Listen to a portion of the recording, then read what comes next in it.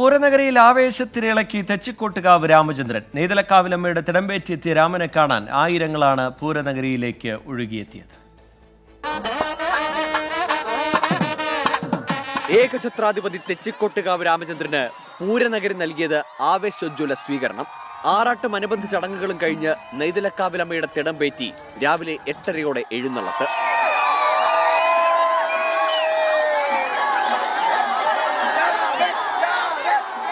രാമചന്ദ്രന് വേണ്ടി വഴിനീളെ കാത്തുനിന്നത് ആയിരങ്ങൾ. രാവിലെ 11 മണിയോടെ പൂരനഗരിയിലേക്ക് മാസ് എൻട്രി.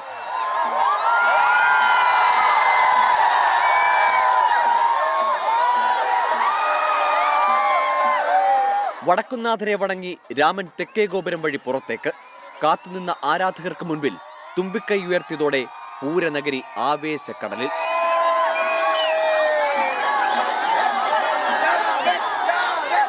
രാമനുള്ള ആരാധക സമ്പത്ത് മറ്റൊരാനയ്ക്കും അവകാശപ്പെടാനാവില്ലെന്നത് വീണ്ടും തെളിയിച്ചു പൂരനഗരി.